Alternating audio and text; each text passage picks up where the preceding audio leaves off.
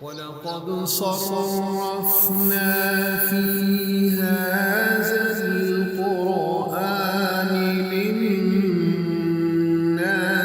مِنْ كُلِّ مَثَلٍ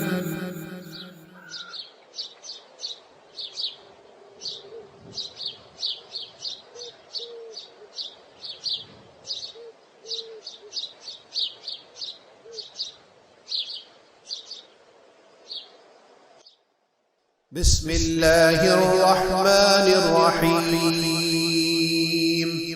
لإیلاف قریش ایلافہم رحلة الشتاء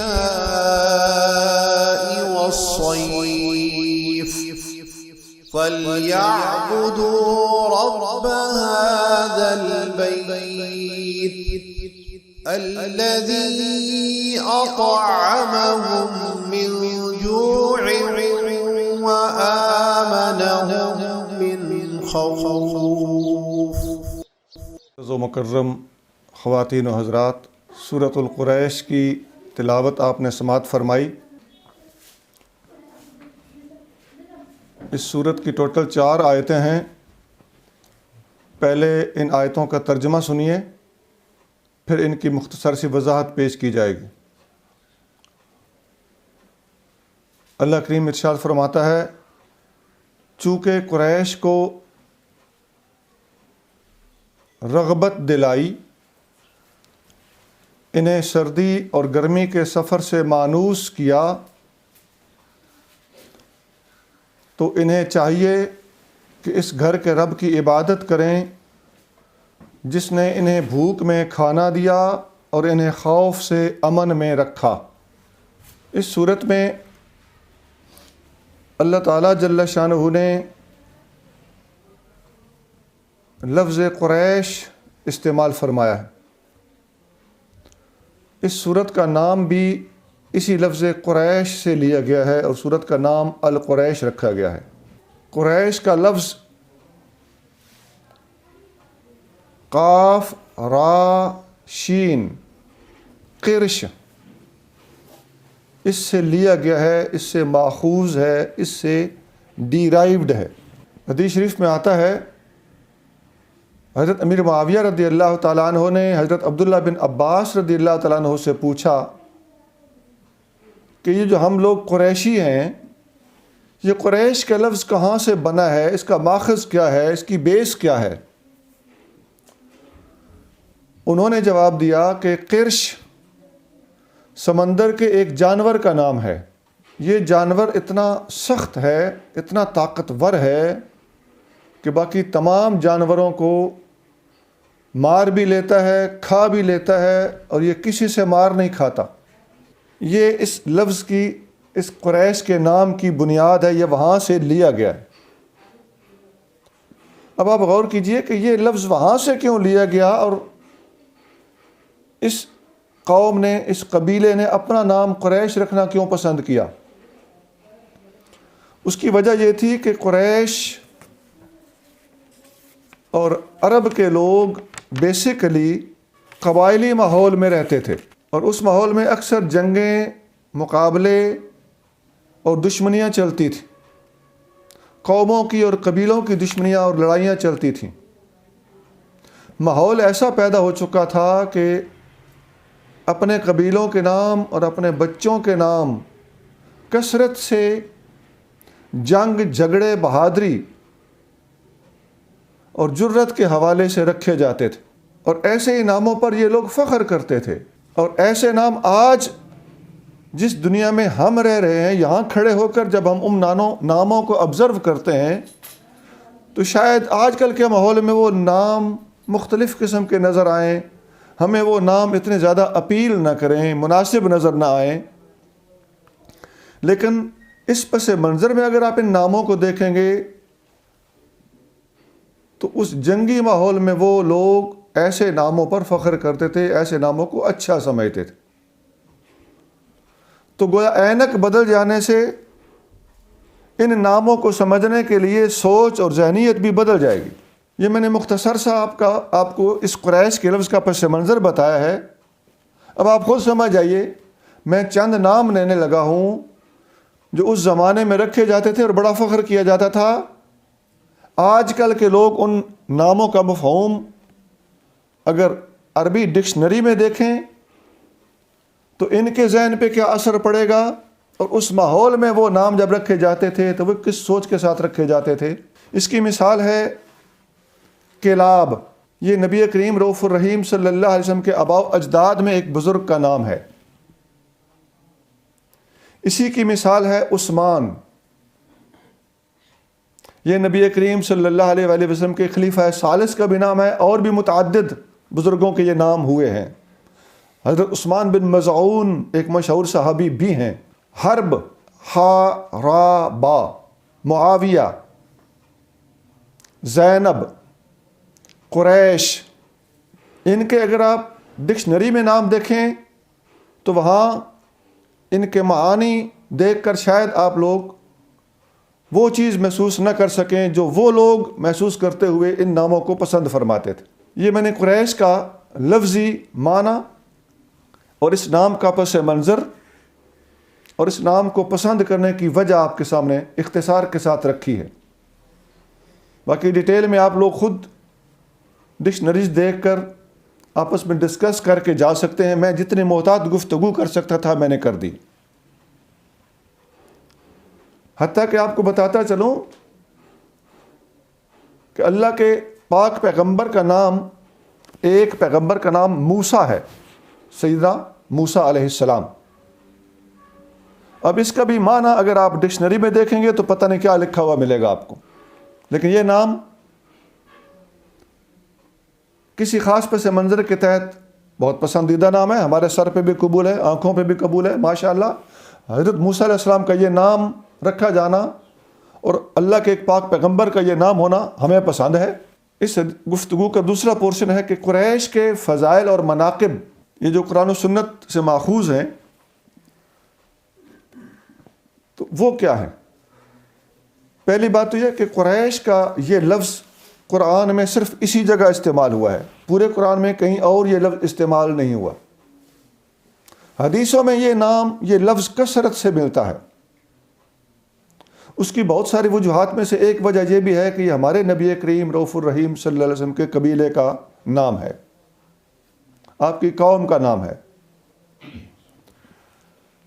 ایک حدیث مسلم شریف اور ترمذی شریف میں موجود ہے، نبی کریم صلی اللہ علیہ وآلہ وسلم نے فرمایا، ان اللہ اصطفیٰ کنانۃ من ولد اسماعیل، اللہ تعالیٰ نے حضرت اسماعیل علیہ السلام کی اولاد میں سے کنانہ کو پسند کیا، چن لیا، منتخب کیا۔ واصطفیٰ قریشا من کنانۃ، اور کنانہ میں سے قریش کو چنا، بنی اسماعیل میں سے کنانہ کو، کنانہ میں سے قریش کو۔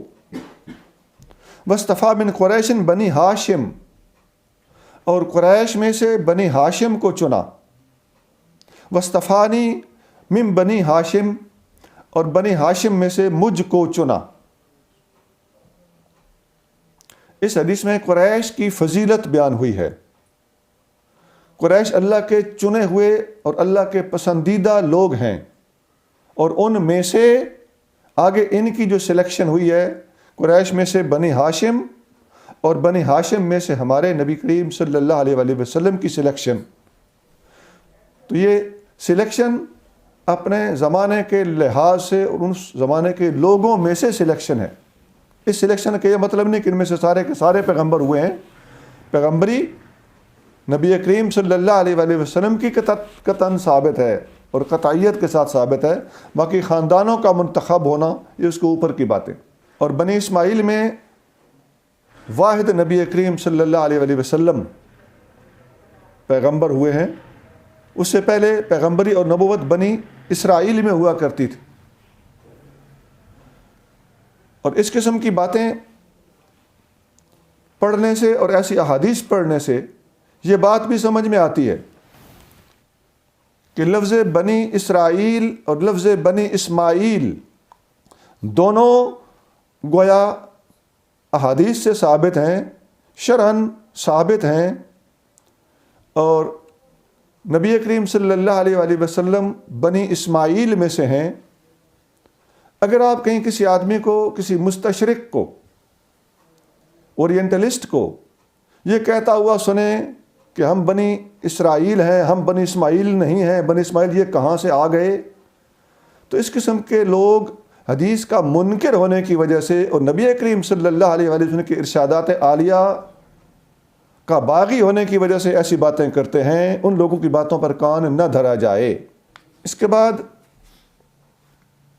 نبی کریم رؤوف الرحیم صلی اللہ علیہ وآلہ وسلم کہ مقدس خاندان کا ذکر کر دینا اور آپ کا شجرہ بیان کر دینا بھی یہاں مناسب لگتا ہے. صحیح بخاری میں نبی کریم صلی اللہ علیہ وسلم کا نسب اس طرح بیان ہوا ہے. وہ جو میں نے اوپر حدیث سنائی کہ اللہ نے قریش میں سے بنی ہاشم اور بنی ہاشم میں سے نبی کریم صلی اللہ علیہ وسلم کو چنا، یہ مسلم شریف کی حدیث نمبر 5938 ہے، 5938.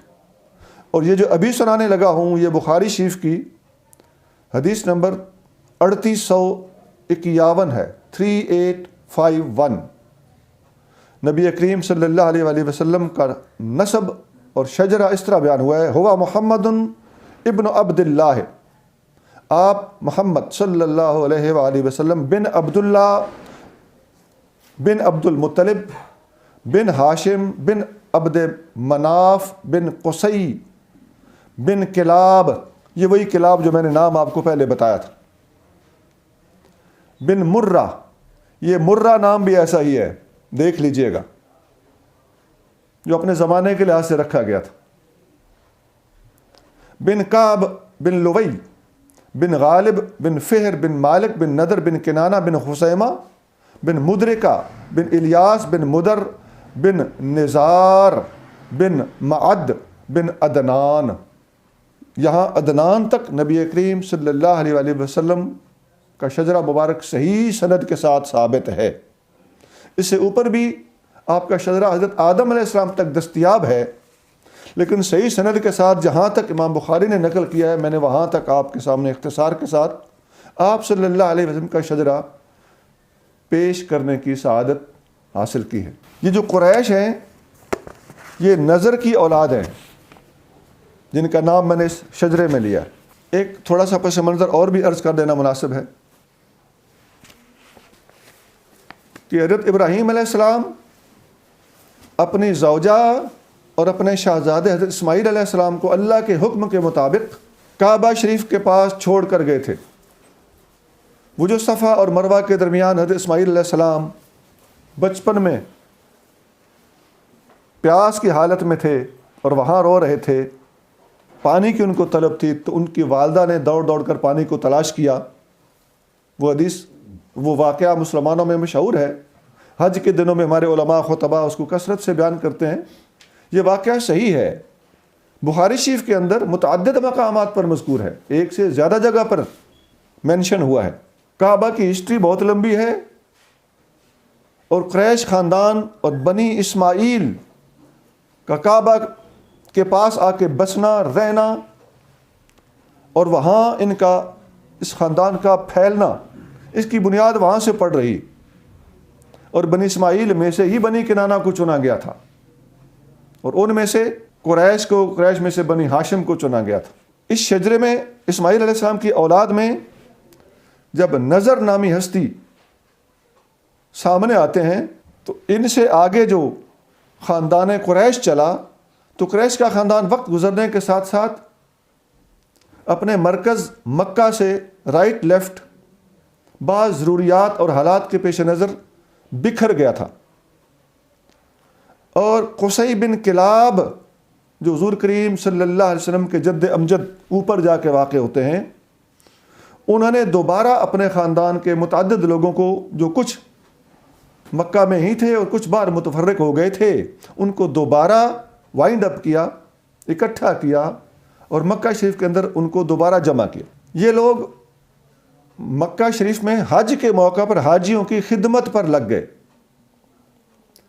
اور بہت بڑی عبادت سمجھتے ہوئے اور تھی بھی عبادت، لوگوں کی خدمت گزاری کرتے تھے، لوگوں کو کھانا پانی دیتے تھے، حتیٰ کہ اس زمانے میں دور چونکہ جہالت کا تھا تو لوگ بے لباس ہو کر بھی کعبے کا طواف کرتے تھے، لیکن قریش ایسے لوگوں کو جو حج کے لیے آتے تھے اگر وہ بے لباس ہوتے تو انہیں لباس فراہم کرتے تھے۔ اس نقطے میں کہ نبی کریم صلی اللہ علیہ وآلہ وسلم کے خاندان والے آنے والے حاجیوں کو لباس تک فراہم کرتے تھے، یہ اس خاندان کی حیا کا ثبوت ہے، اس خاندان کے تقدس کا ثبوت ہے اور ان کے قدیم دینی اور مذہبی سوچ کا ثبوت۔ آپ پہلے سورۃ فیل کی تفسیر میں سن چکے ہیں کہ حضرت عبد المطلب نے اللہ کی بارگاہ میں گڑ گڑا کر دعا کی تھی اور پھر ابرہ کے پاس اونٹ مانگنے گئے تھے۔ ان کا وہ گڑ گڑا کر دعا کرنا اور اپنی پر اعتماد دعا پر وثوق رکھتے ہوئے کعبہ کو اللہ کے حوالے کر دینا، میں نے کہا تھا کہ ان کی ولایت کا ثبوت ہے۔ تو یہ بات بھی اس کے ساتھ ذرا اٹیچ کریں تو آپ کو سمجھ آ جائے گی کہ نہ صرف عبد المطلب بلکہ جس طرح حدیث میں آتا ہے کہ نبی کریم رؤوف الرحیم صلی اللہ علیہ وآلہ وسلم فرماتے ہیں کہ اللہ تعالیٰ نے مجھے ہمیشہ پاک مردوں سے پاک عورتوں میں منتقل کیا اور میں پاک مردوں سے پاک عورتوں میں شفٹ ہوتا ہوا چلا آیا حتیٰ کہ میں اس دور میں پیدا ہو گیا۔ اور یہ جو میں نے اوپر حدیث سنائی کہ نبی کریم صلی اللہ علیہ وسلم چنے ہوئے لوگوں میں سے، سلیکٹ ہوتے ہوئے لوگوں میں سے آگے چلتے آئے اور آپ کو اللہ تعالیٰ نے بنی ہاشم میں سے چن لیا۔ یہ ساری باتیں آپ ذرا ذہن میں رکھتے جائیے، سنتے جائیے، اکٹھے کرتے جائیے تو آپ کو سمجھ آئے گی کہ نبی کریم رؤوف الرحیم صلی اللہ علیہ وسلم کا پورا خاندان آپ سے لے کر آدم علیہ السلام تک، حدیث میں آتا ہے کہ میرے پورے خاندان میں اوپر آدم علیہ السلام تک کبھی کسی نے برائی نہیں کی، کردار کے حوالے سے کسی کے اندر کبھی کوئی خرابی واقع نہیں ہوئی۔ اور یہ جو کعبے کے متولی تھے، لوگوں کے خدمت گزار تھے، حاجیوں کو جو لباس تک فراہم کرتے تھے، ان کو حمص کہا جاتا تھا۔ الحمص، ہا پر پیش ہے، میم ساکن ہے، اور سین پر اگر سکون کریں گے تو حمص پڑھیں گے ورنہ الحمصو پڑھیں گے۔ حدیث شریف صحیح بخاری میں ہے، نبی کریم صلی اللہ علیہ وآلہ وسلم کہ پورے اس خاندان کو جو کعبے کے متولی تھے ان کو حمص کہا جاتا تھا، اور یہ لوگوں کو لباس فراہم کرتے تھے۔ جس کو یہ لباس فراہم نہیں کرتے تھے یا لباس فراہم نہیں ہو پاتا تھا یا افورڈ نہیں ہو سکتا تھا تو ایسا بندہ پھر عریاں بے لباس ہو کر بھی طواف کرتا ہوا پایا جاتا تھا۔ تو لباس فراہم کرنے والی یہ حدیث بخاری شریف میں حدیث نمبر 1665 اور 2954 دو مقامات پر یہ حدیث موجود ہے۔ اب آئیے قریش کے کچھ دیگر فضائل اور مناقب کی طرف۔ نبی کریم صلی اللہ علیہ وآلہ وسلم سے اوپر جتنا آپ کا خاندان گزرا ہے، میں نے پہلے آپ کو حضرت عدنان تک آپ کا شجرہ نیچے سے اوپر اسینڈنگ آرڈر میں سنایا ہے، اس کو ترتیب سعودی کہتے ہیں، سعود صاد کے ساتھ ہے۔ اب آپ صلی اللہ علیہ وآلہ وسلم کا اپنا جو خاندان ہے اس کے بارے میں ایک حدیث آتی ہے کہ حضرت عبداللہ بن عباس رضی اللہ تعالیٰ عنہ نریٹ کرتے ہیں، ایکسپلین کرتے ہیں، بیان کرتے ہیں کہ قریش کا کوئی قبیلہ ایسا نہیں۔ اب قریش تو ایک بہت بڑا خاندان تھا نا، اس کے اندر مختلف چھوٹے چھوٹے قبائل تھے، ان کو بطن کہا جاتا تھا۔ کوئی قبیلہ ایسا نہیں جس کا نبی کریم صلی اللہ علیہ وسلم کے ساتھ رشتہ نہ ہو، قرابت داری نہ ہو۔ یہ المودت فی القربہ والی آیت جو قرآن میں موجود ہے اس کی تفسیر کرتے ہوئے عبداللہ بن عباس نے یہ بات فرمائی ہے کہ حضور کے رشتہ دار پورے کے پورے قریش ہیں، اور وہ جو مودت فی القربہ کا حکم ہے تو اس سے مراد پھر کیا ہے؟ ابن عباس اس کی وضاحت کرتے ہوئے یہ جملہ ارشاد فرماتے ہیں۔ اس کی وضاحت کا اس وقت موقع نہیں ہے، میرا مقصود صرف یہ ہے کہ حضور کا تعلق قریش کے اندر کن کن لوگوں سے ہے۔ قریش کا ہر بطن، ہر قبیلہ، ہر شاخ نبی کریم صلی اللہ علیہ وسلم کے ساتھ یا نن علی رشتہ رکھتی ہے یا دد علی رشتہ رکھتی۔ اور آپ صلی اللہ علیہ وسلم کے بعد جو قریش اب تک موجود ہیں دنیا کے اندر، ان کے بارے میں لوگ توجہ کم دیتے ہیں. نبی کریم صلی اللہ علیہ وسلم کے تمام صحابہ جو قریشی تھے، آپ سمجھتے ہیں ان کی تعداد ہزاروں میں ہے. جتنے مہاجرین تھے سب کے سب قریشی ہیں. جو ہجرت نہ کر سکے اور فتح مکہ کے بعد مسلمان ہوئے، قریش تو وہ بھی ہیں. اسلام تو ان کا بھی ثابت ہے، صحابیت ان کی بھی ثابت ہے. یہ سارے کے سارے لوگ، ان کی اولادیں بھی تو ہوئیں. اس وقت یہ دنیا میں کثرت کے ساتھ موجود ہیں. نبی کریم صلی اللہ علیہ وسلم کے قریش خاندان کے لوگ دنیا میں اگر ڈھونڈنے ہوں تو اس وقت ان کی تعداد کوئی انسان مکمل طریقے سے کاؤنٹ نہیں کر سکتا. ہاں، اٹا سٹا لگایا جا سکتا ہے، ایسٹیمیٹ لگایا جا سکتا ہے. میں مثال دیتا ہوں. بعض لوگ سادات کے نام سے مشہور ہیں. ان کے قریش ہونے میں تو شک کسی کو بھی نہیں. بعض لوگ قریشی کے نام سے ہی مشہور ہیں. ان کے بھی قریشی ہونے میں کسی کو کوئی شک نہیں ہے. ہاں، کوئی بن بیٹھے ہوئے ایک الگ ایشو ہے.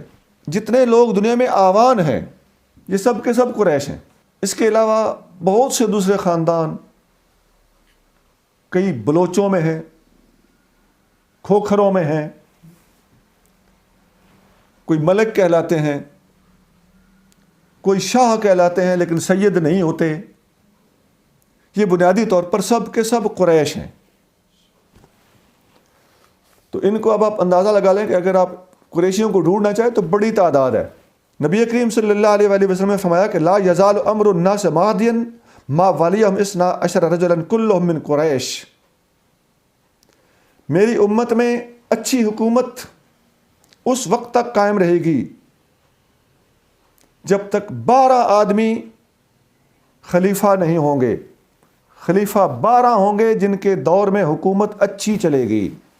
کلہم من قریش، وہ سب کے سب قریش میں سے ہوں گے.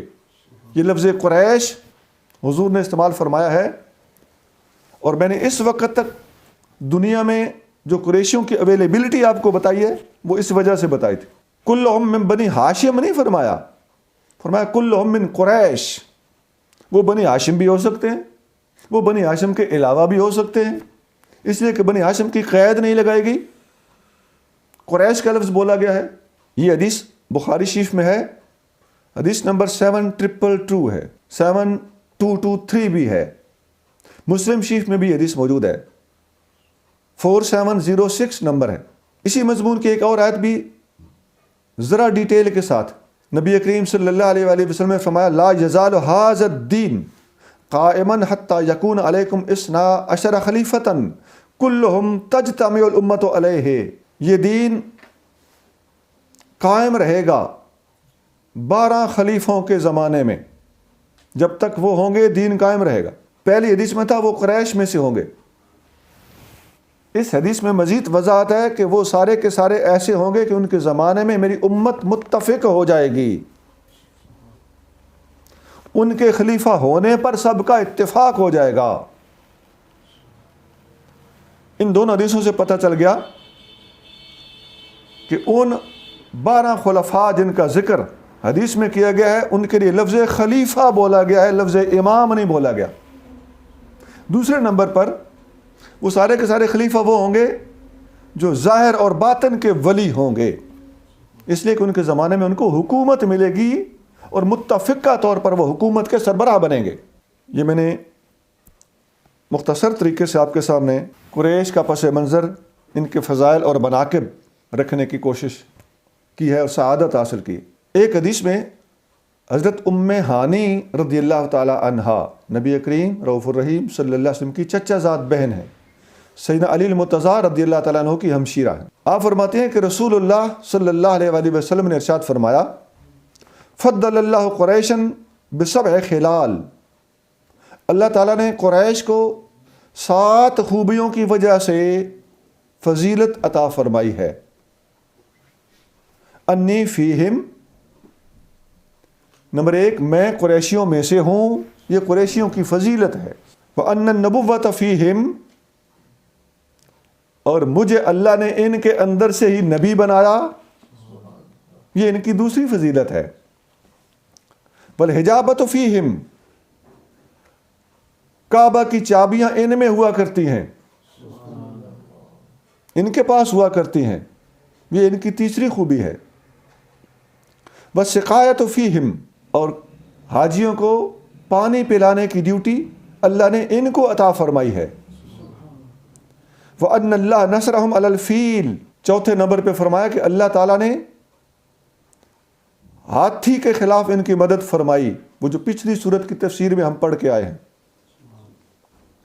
وَأَنَّهُمْ عَبَدُوا اللَّهَ 10 سنین لا يعبده غیرهم، پانچویں خوبی اور خصوصیت یہ ہے کہ اللہ تعالیٰ نے ان کو توفیق دی کہ 10 سال تک یہ اللہ کی عبادت اس طرح کرتے رہے کہ اس دور میں ان 10 سالوں میں ان کے سوا، قریش کے سوا اللہ کی کوئی اور دوسرا عبادت نہیں کرتا تھا۔ وَأَنَّ اللَّهَ أَنزَلَ فِيهِمْ سُورَةً مِّنَ الْقُرْآنِ، اور ساتویں خوبی یہ ہے کہ اللہ تعالیٰ نے قرآن میں ان کے نام سے سورت نازل کی، سورۃ القریش، ان کے بارے میں سورت نازل کی۔ یہ 7 مختلف خوبیاں ہیں، فضیلتیں ہیں جو اللہ تعالیٰ جل شانہ نے قریش کو عطا فرمائی ہیں، اور یہ نبی کریم صلی اللہ علیہ وسلم نے خود کاؤنٹ فرمائی۔ ثم تلاها رسول اللہ صلی اللہ علیہ وآلہ وسلم، پھر رسول اللہ صلی اللہ علیہ وسلم نے اس سورت کو پڑھا۔ آگے پوری سورت اس حدیث کے اینڈ پہ لکھی ہوئی ہے، لہذا حدیث کو مکمل کرنے کے لیے تبرک کے طور پر میں اس سورت کو دوبارہ یہاں پڑھنے لگا ہوں اس حدیث کے حوالے سے۔ حدیث کے الفاظ آخر میں اس سورت کو پڑھنے کے حوالے سے یوں ہیں: بسم اللہ الرحمن الرحیم، لإیلاف قریش ایلافہم رحلۃ الشتاء والصیف فلیعبدوا رب ھذا البیت الذی اطعمہم من جوع وآمنہم من خوف۔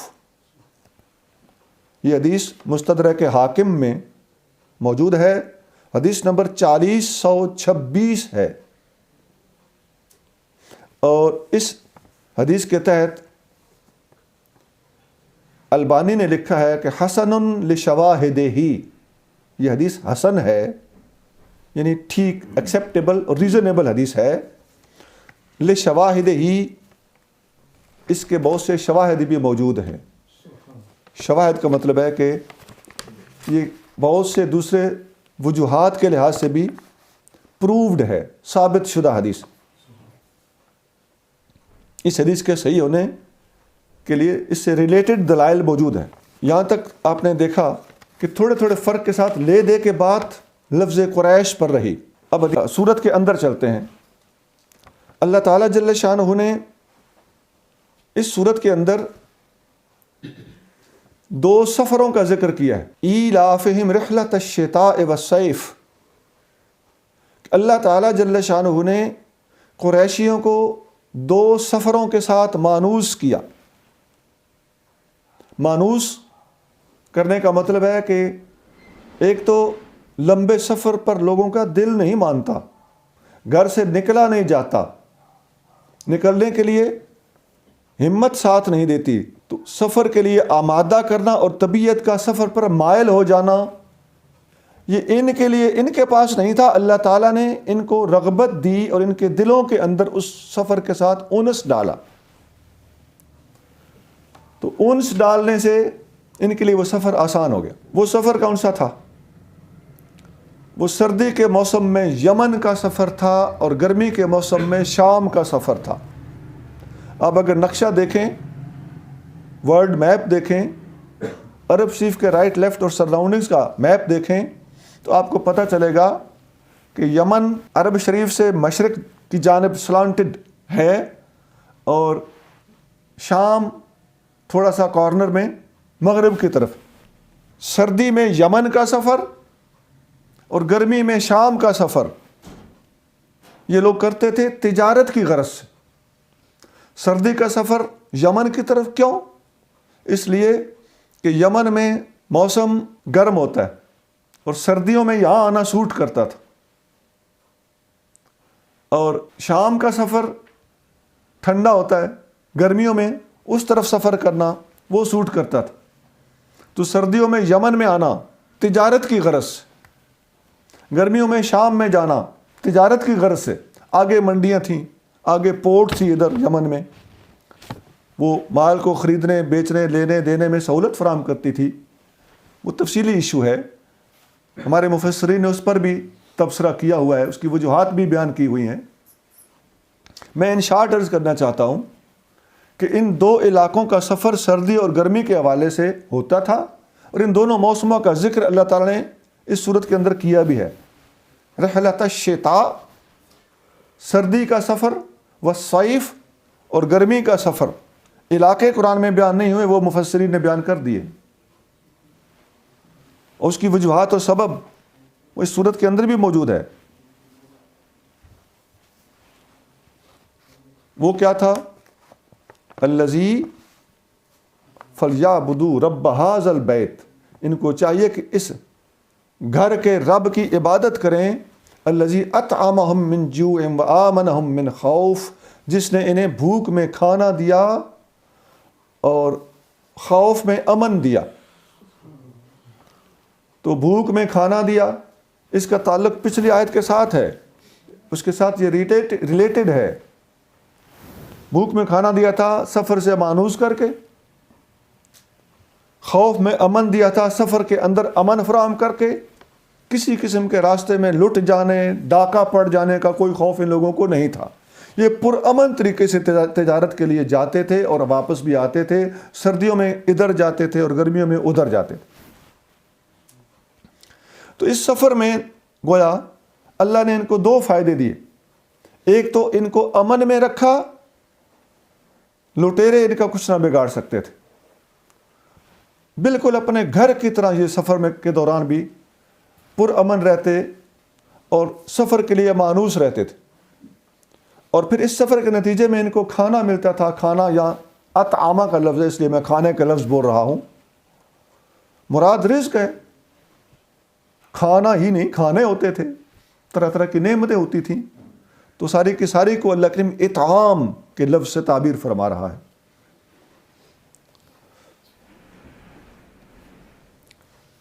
اس ضمن میں ایک بات یہ بھی ہے کہ اللہ تعالیٰ جل شانہ نے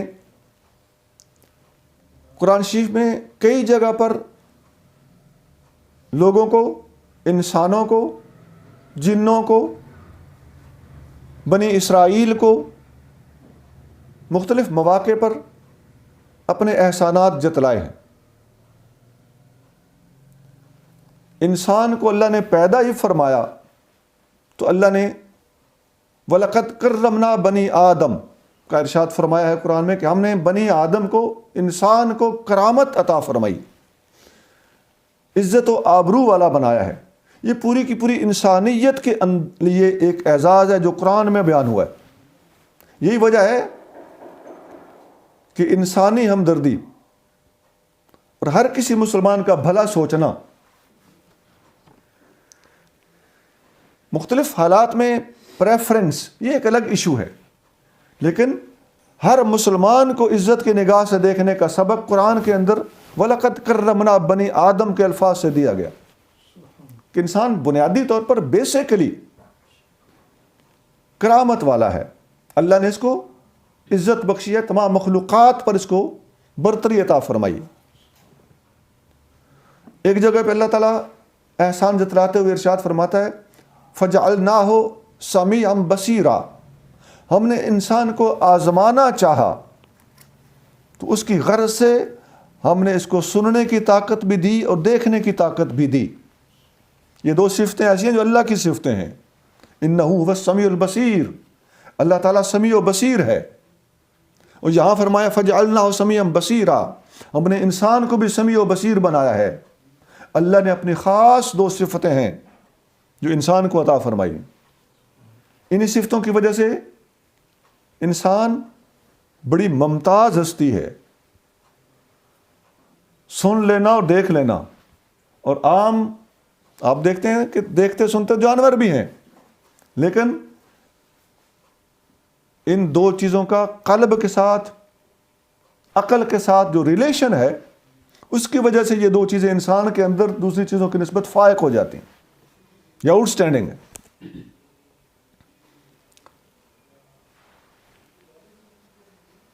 اسی طرح اللہ تعالیٰ جل شانہ بنی اسرائیل کو احسان یاد دلاتے ہوئے ارشاد فرماتا ہے یا بنی اسرائیل اذکروا نعمتی التی انعمت علیکم، اے بنی اسرائیل میری وہ نعمت یاد کرو جو میں نے تمہارے اوپر کی تھی، وَأَنِّي فَضَّلْتُكُمْ عَلَى الْعَالَمِينَ، میں نے تمہیں تمہارے زمانے میں تمام لوگوں پر فضیلت دی تھی۔ تو یہ بنی اسرائیل کو احسان یاد دلایا جا رہا ہے۔ اس طرح کی آیت ایک اور جگہ پر بھی قرآن شریف کے سٹارٹ میں پہلے پارے کے آغاز میں موجود ہے۔ ایک اور جگہ پر ارشاد فرمایا وَاذْكُرُوا نِعْمَتَ اللَّهِ عَلَيْكُمْ، اللہ کی نعمت یاد کرو جو اس نے تمہارے اوپر کی، اذ کنتم اعداء فألف بین قلوبکم، جب تم دشمن تھے اللہ تعالیٰ نے تمہارے دلوں میں محبت پیدا فرما دی، الفت پیدا فرما دی، فاصبحتم بنعمتہ اخوانا، اور تم اللہ کے فضل و کرم کے ساتھ بھائی بھائی بن گئے، وکنتم علی شفا حفرۃ من النار، تم آگ کے گڑھے کے کنارے پر کھڑے تھے، فانقذکم منہا، اللہ نے تمہیں نجات عطا فرمائی۔ یہ پہلی آیت سورۃ بقرہ کی 47 آیت تھی، اور یہ آیت سورۃ آل عمران کی 103 نمبر آیت۔ ہر انسان کو اللہ تعالیٰ ارشاد فرما رہا ہے یا ایھا الانسان ما غرک بربک الکریم، اے انسان تجھے تیرے رب کریم سے کس چیز نے غافل کر دیا، الذی خلقک فسواک فعدلک، جس نے تجھے پیدا کیا پھر تجھے برابر کیا اور پھر تجھے اعتدال بخشا، فی ای صورت ما شاء رکبک، اور جس صورت میں چاہا تجھے ترکیب کیا، مرکب کیا، کمپاؤنڈ کیا۔ یہ سورت انفطار کی آیت نمبر 6، 7، 8 3 آیتیں، اور ایک سورت تو مسلمانوں کا بچہ بچہ جانتا ہے، سورت الرحمن، وہ تو فَبِأَيِّ آلَاءِ رَبِّكُمَا تُكَذِّبَانِ کے ساتھ لبریز ہے کہ اپنے رب کی کون کون سی نعمتوں کو جھٹلاؤ گے۔ اس صورت میں پوری کی پوری صورت میں انسانوں کو بھی اور جنوں کو بھی سب کو اللہ تعالیٰ نے اپنا احسان بار بار یاد دلایا۔ ہمارے نبی کریم صلی اللہ علیہ وآلہ وسلم بھی اللہ کی نعمت ہیں۔ لَقَدْ مَنَّ اللَّهُ عَلَى الْمُؤْمِنِينَ إِذْ بَعَثَ فِيهِمْ رَسُولًا، اللہ تعالیٰ قرآن میں فرماتا ہے اللہ نے مومنوں پر احسان کیا ہے کہ ان میں اپنا شان والا رسول بھیجا ہے۔ نبی کریم صلی اللہ علیہ وآلہ وسلم کو اللہ کریم ڈائریکٹلی ارشاد فرماتا ہے وَأَمَّا بِنِعْمَتِ رَبِّكَ فَحَدِّثْ، اپنے رب کی نعمت کو بیان کر۔ میں نے بہت سی آیتوں کے حوالے سے آپ کے سامنے اللہ کی نعمتیں رکھی ہیں۔ کچھ لوگ صحیح مطالعہ کیے بغیر کہہ دیتے ہیں کہ اللہ تعالیٰ نے صرف ایک جگہ پہ احسان جتلایا ہے اور کوئی احسان نہیں جتلایا۔ ایسے دوستوں کو بھی چاہیے کہ اپنے کریکشن کر لیں۔ اللہ تعالیٰ نے قرآن کے اندر بہت زیادہ احسانات جتلائے ہیں، پوری سورت الرحمن کو تو کم از کم فراموش نہیں کرنا چاہیے۔ ہاں یہ بھی ہے کہ جو ہمارے وہ دوست اللہ کا احسان بیان کرتے ہیں کہ نبی کریم صلی اللہ علیہ وآلہ وسلم اللہ کا احسان ہے، اس میں کوئی شک نہیں کہ حضور کریم صلی اللہ علیہ وآلہ وسلم اللہ کا احسان ہے، اور احسان صرف احسان نہیں، تمام احسانوں سے بڑا احسان ہے، کیونکہ ان کے ذریعے سے ہم تک اللہ نے ہدایت پہنچائی۔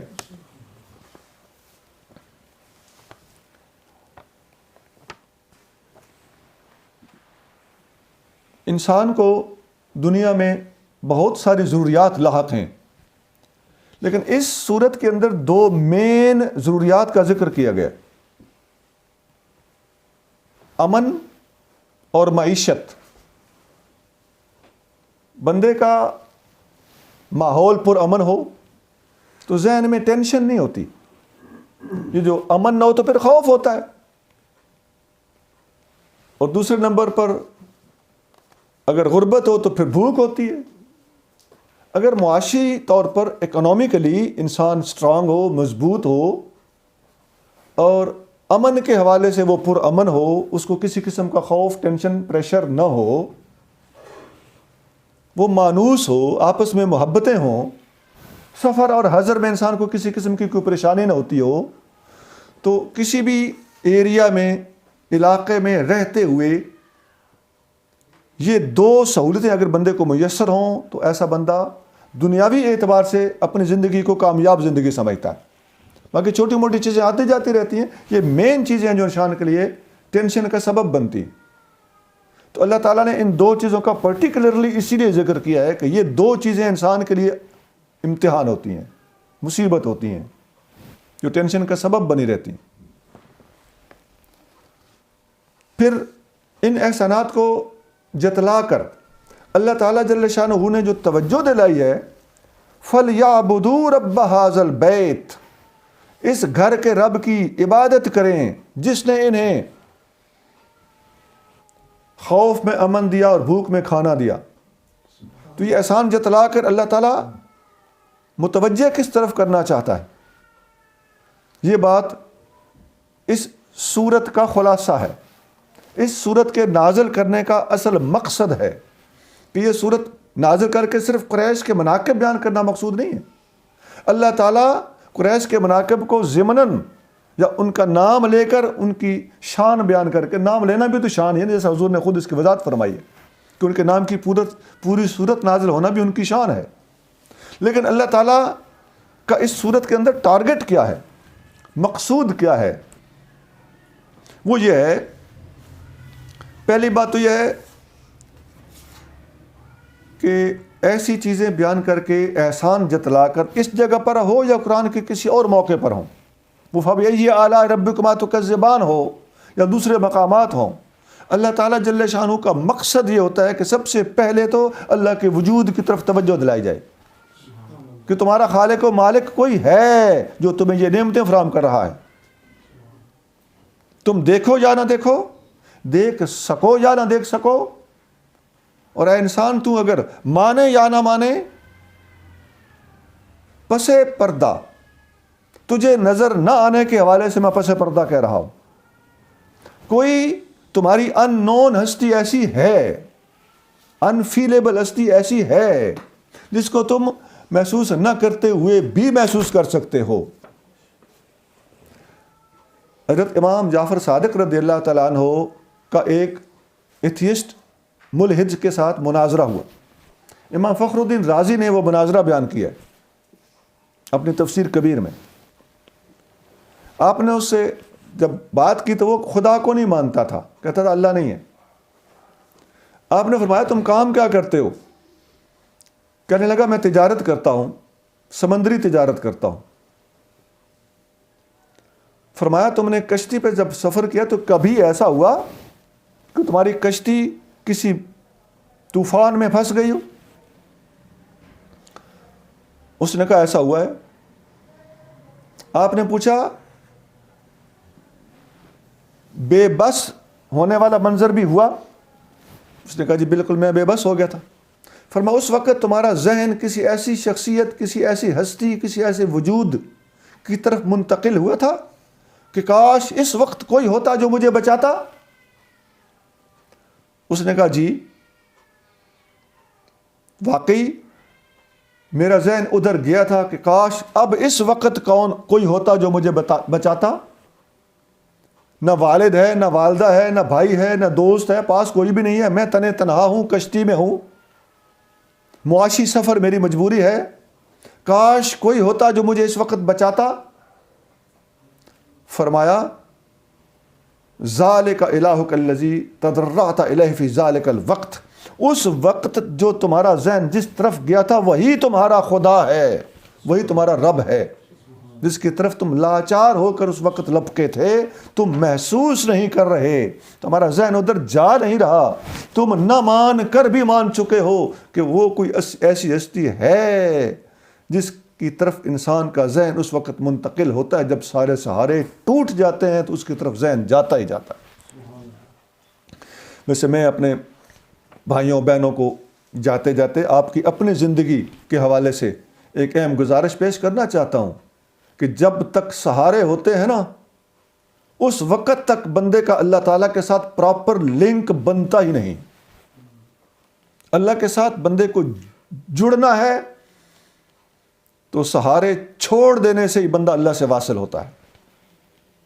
حضرت شیخ اکبر محی الدین ابن عربی رحمۃ اللہ علیہ اپنی کتاب الوصیہ میں ارشاد فرماتے ہیں یا بنیہ, اے میرے بیٹے, سد الباب دروازہ بند کر دے، وقت الاسباب، اسباب کو چھوڑ دے،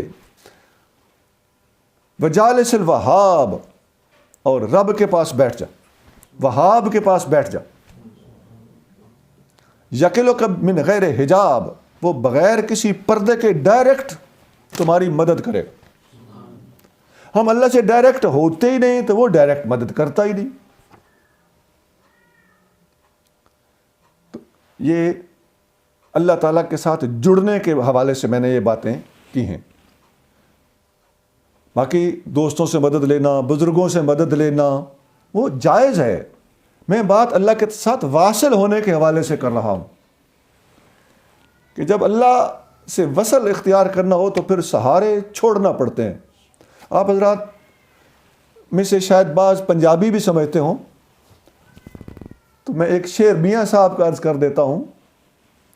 میاں محمد صاحب کھڑی شریف والے، ان کی کتاب ہے، مشہور کتاب ہے سیف ملوک، اس میں وہ فرماتے ہیں، دیاں پتر بھیڑا بھائی تے وچھڑ سنگوں ساتھوں، بیڑی روڑ اسباباں والی، عشق ندی دے ٹھاٹھوں۔ میں ایک بات ریپیٹ کر دینا مناسب سمجھتا ہوں۔ میں اس صورت کی تفسیر میں ایک صوفیانہ نقطہ پیش کر رہا ہوں جس کا تعلق اللہ کی توحید اور بندے کے اللہ کے ساتھ جڑ جانے اور واصل ہونے سے ہے۔ میں اس وقت یہ بحث نہیں کر رہا کہ اللہ کے سوا کسی سے مدد مانگنا جائز ہے یا ناجائز ہے، وہ جائز ہے۔ بات تو عوام اور خواص کی بات ہو رہی ہے، یہ ڈفرنس ذہن میں رکھیں۔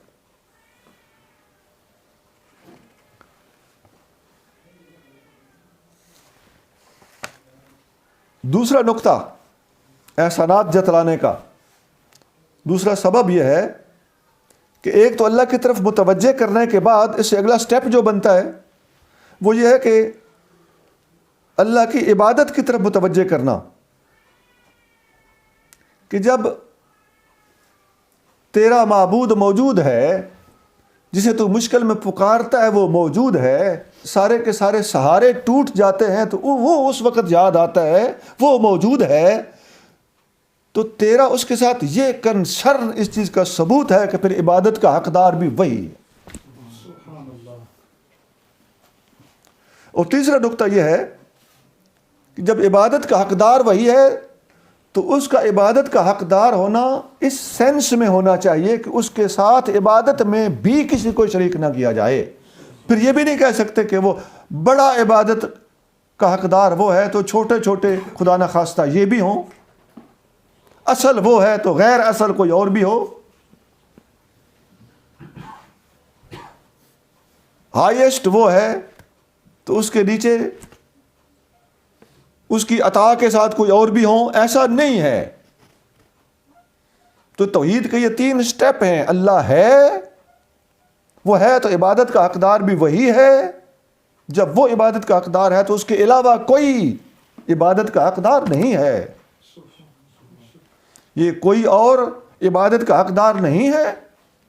یہ اتنی اہم بات ہے کہ لا الہ الا اللہ جب ہم پڑھتے ہیں تو اس میں لا الہ پہلے ہے اور الا اللہ بعد میں ہے، کہ کوئی عبادت کا حقدار نہیں، پہلے یہ الفاظ ہیں لا الہ، اور ہے تو ایک ہے الا اللہ، تو یہ تقدم اور تاخر، یہ لا الہ کی پریارٹی، اور پھر اس کے بعد الا اللہ کا ورود۔ یہ بات ہمیں سمجھا رہا ہے کہ جو 3 نقطے ہم نے عرض کیے ہیں ان میں سے تیسرا پوائنٹ جو ہے بات اس پہ آ کے ختم ہوگی، اللہ کی عبادت کی جائے، اس کے ساتھ کسی کو شریک نہ کیا جائے۔ یہ تمام انبیاء کا پیغام رہا ہے، ہمارے نبی کریم رؤوف الرحیم صلی اللہ علیہ وسلم کا بھی یہی پیغام ہے، ہر صوفی ہر ولی کا یہ پیغام ہے، اور تصوف کا تو موضوع وہ ہے ہی توحید، اللہ سے بندوں کو جوڑنا، اور یہی اس سورت القریش کا بھی حتمی مقصود ہے، جس کی طرف اللہ تعالیٰ جل شانہ نے سارے پس منظر کو اٹھا کر بات کو اس طرف ڈال کر اپنی توحید کی طرف لوگوں کو مائل کیا۔ سبحان ربک رب العزت عما یصفون وسلام علی المرسلین والحمد للہ رب العالمین۔